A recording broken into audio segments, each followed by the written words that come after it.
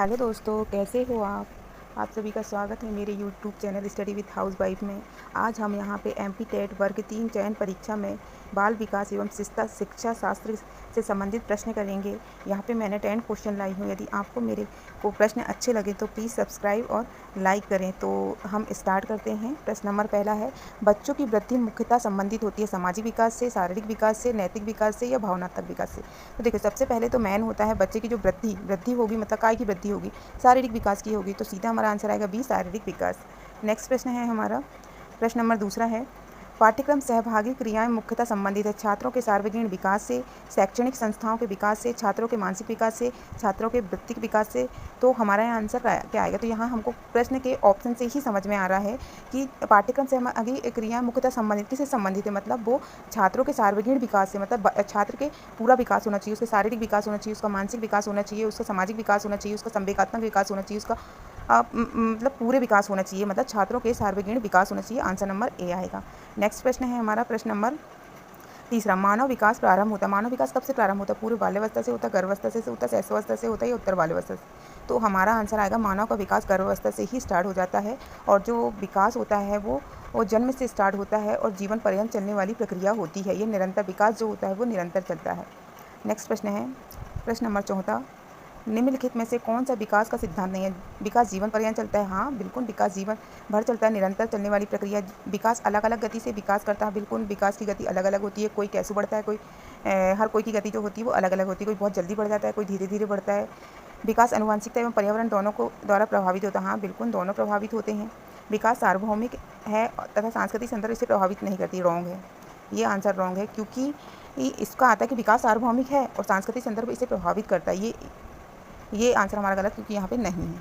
Next प्रश्न है हमारा, प्रश्न नंबर 5वां, निम्नलिखित कारणों से खेल युवा बच्चों के विकास में एक महत्वपूर्ण भूमिका निभाता है। सिवाय किसके सिवाय? वे अपने शरीर पर निपुणता प्राप्त करते हैं। बिल्कुल सही, निपुणता प्राप्त करते हैं वो।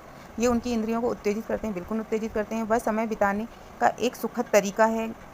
ये में भी पॉसिबल है, देखते हैं ये होता है या नहीं। वे नए नए कौशल हासिल करते हैं और सीखते हैं कि उन पर कब प्रयोग किया जाए। तो हमारा आंसर आएगा ये, वह समय बिताने का एक सुखद तरीका। ये रॉन्ग है, क्योंकि ऐसा कुछ नहीं होता कि खेल जो है वो एक सुखद समय बिताने वाला सुखद तरीका है। ये रॉन्ग है। प्रश्न नंबर 6वां है हमारा, निम्नलिखित में से कौन सा विकास के व्यापक आयाम का सही पहचान है? शारीरिक, संज्ञानात्मक, सामाजिक और संवेगात्मक। संवेगात्मक बौद्धिक, आध्यात्मिक एवं स्व। शारीरिक व्यक्तित्व, आध्यात्मिक एवं संवेगात्मक। सामाजिक, शारीरिक व्यक्तित्व व स्व। तो हमारा आंसर यहाँ सीधे ही समझ में आ रहा है। हमारा आंसर आएगा शारीरिक भी होता है विकास, संज्ञानात्मक होता है, सामाजिक होता है, संवेगात्मक। तो हमारा आंसर नंबर ए आएगा। 6वें का प्रश्न नंबर 7वां है, वह अवस्था जो कि माता के 21वें गुणसूत्र जोड़ के अलग हो जाने से के कारण होता है, वह कहलाती क्या कहलाती है? वो कहलाती है विल्सन क्या कहलाता है? इसका आंसर आ जाएगा हमारा answer number A, down syndrome कहलाता है, क्योंकि डाउन सिंड्रोम जो होता है वो 21वें गुणसूत्र को प्रभावित करता है। हाँ, और मैं यहाँ पे आपको एक बताऊंगी कि डाउन सिंड्रोम दिवस कब मनाया जाता है। डाउन सिंड्रोम दिवस जो है वो 21 मार्च को मनाया जाता है। प्रश्न नंबर 8वां है, निम्नलिखित में से किसको मुख्य ग्रंथि कहते हैं? थायराइड ग्रंथि कहते हैं, फ्यूज ग्रंथि कहते हैं, एड्रीनल ग्रंथि को, अंतःस्रावी ग्रंथि को, किसको कहते हैं? तो हमारा आंसर आएगा बी, हम इसको फ्यूज ग्रंथि को मुख्य ग्रंथि कहते हैं, जो हमारे ब्रेन में होती है, मटर के समान होती है। प्रश्न नंबर 9वां है, मानव विकास कैसा होता है? मात्रात्मक होता है, गुणात्मक होता है, कुछ सीमा अमापनीय होती है, ए बी दोनों होता है। तो हमारा आंसर आएगा डी, ए और बी दोनों होती है। प्रश्न नंबर 10वां और हमारा ये लास्ट प्रश्न है, और यदि आपको मेरा वीडियो अच्छा लगा हो तो प्लीज़ लाइक और सब्सक्राइब जरूर करें, ताकि मैं आपके लिए और अच्छे अच्छे प्रश्न ला सकूं।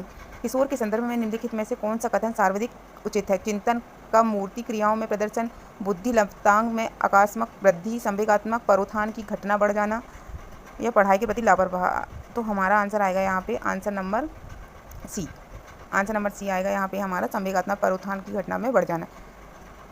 यदि वीडियो अच्छे लगे तो प्लीज़ सब्सक्राइब एंड लाइक करें। Thank you.